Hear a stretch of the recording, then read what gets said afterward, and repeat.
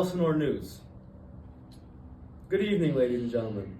I'm Tony Landa, and this is ENN, Elsinore News Network, bringing you extended breaking coverage of the shocking events that have unfolded in the Danish court today. A royal bloodbath has left the kingdom without a ruler, and the throne now stands empty. We go to our correspondent on the scene, Juliana Dragna. What's the situation at Elsinore Castle? Thank you, Tony. Absolute chaos here at Elsinore Castle. We began at a royal fencing match between Prince Hamlet and Laertes, and somehow it turned to a full-scale tragedy in the kingdom. Just moments ago, the castle witnessed the deaths of not one, not two, but 4 members of the Danish court, including Prince Hamlet himself. He's right over there. Unfortunately, a couple weeks ago, we lost our poor Ophelia.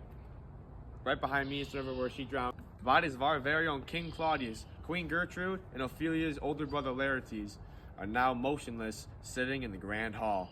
Sources say that a duel is meant to be a friendly contest, but in a dark tragedy when Laertes' blade revealed to be poisoned, it was an unexpected test to our Prince Hamlet. The Queen drank from the poisoned cup and what meant to be Hamlet. King Claudius, our very own leader, wanted to kill Hamlet, leading her unto her ultimate death after drinking that poison cup on accident. Witnesses claim that Hamlet, in a final act of vengeance, used the same poisoned sword against Laertes and finally struck King Claudius before scrambling to his own wounds on the ground. He then looked at his friend Heather.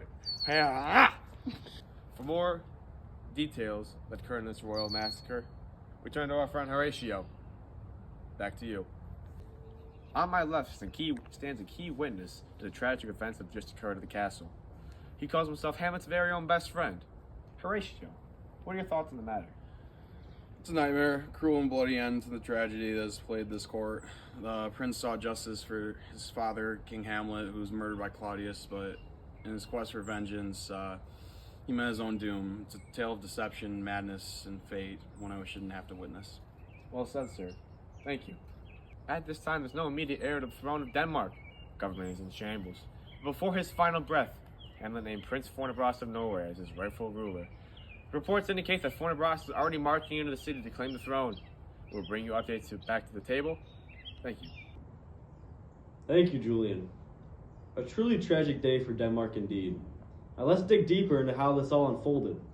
Joining us now is our royal historian, Peter, who has been following the tensions in Elsinore for months. Peter, what can you tell us about the events leading up to this massacre? Well, Tony, to understand what happened today, we have to look back several months. The drama began with King Hamlet, the former ruler of Denmark, died under suspicious circumstances. Officially, it was reported as a natural death, but Prince Hamlet soon claimed to have seen his father's ghost, who revealed that he had been murdered by his own brother, Claudius. This revelation set off a chain reaction of paranoia, deception, and revenge. Hamlet began exhibiting erratic behavior, feeding madness, or perhaps actually descending into it. He staged a play, the trap, to test Claudius's guilt, which sent the king into a panic. Meanwhile, Queen Gertrude, now married to Claudius, was caught between her son and her new husband. The situation escalated further when Hamlet mistakenly killed Polonius, thinking he was Claudius, driving Ophelia, Polonius's daughter, into madness, and eventually her tragic death by drowning in the lake. Her brother, Laertes, returned from France to avenge his family, which led to the deadly duel that we saw today, which took 4 of our lovely members. Fascinating insight, Peter. Now let's check in with Dalton for an update on the day's sports. Well, Tony, today's fencing match started as an exciting event, but quickly turned into the deadliest game we've ever seen. Laertes had the upper hand at first, landing a hit on Hamlet, but things took a dark turn when the poison weapons came into play. It's safe to say, this is one match that will go down in history, not for victory, but for its fatal consequences. In other news, Norway's army remains undefeated as Fornabros makes his way into Denmark unchallenged. A swift and decisive takeover appears imminent. Back to you, Tony. Thank you, Dalton. Now on my shoulder, the very blade that killed every single person in that castle today. Now, let's check in on the weather. Randy, what's in the forecast today? Well, Tony, it's looking quite gloomy over Elsinore Castle. And it's not just the mood. Dark clouds are rolling in, and we may be seeing a literal storm, spawned this political one. A cold front is sweeping in from Norway. Coincidence? I think not. Expect heavy rain, which seems appropriate given the morning in Denmark tonight. Back to you. Thank you, Randy.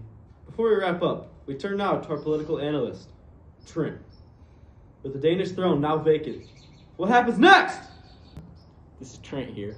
Well, Tony, Hamlet's final words endorse Prince Fortinbras as the next ruler, and given that Fortinbras's forces are already at the gates of Elsinore, it seems likely that he will take control with little resistance. However, there are still lingering questions about Denmark's stability. With so much bloodshed, the kingdom is in mourning, and Fortinbras will need to act swiftly to establish his rule and endorse order. A new chapter for Denmark is beginning. That's all the time we have for tonight. Stay with ENN for continuing coverage as we witness the dawn of a new era in Denmark. For now, we leave you with this sobering thought. In the end, revenge spares no one. For ENN, I'm Tony. Good night, and may history remember this day well. Breaking news at the palace. We now have live footage of Prince Hamlet's dead body. If you come with me now, I'll show you.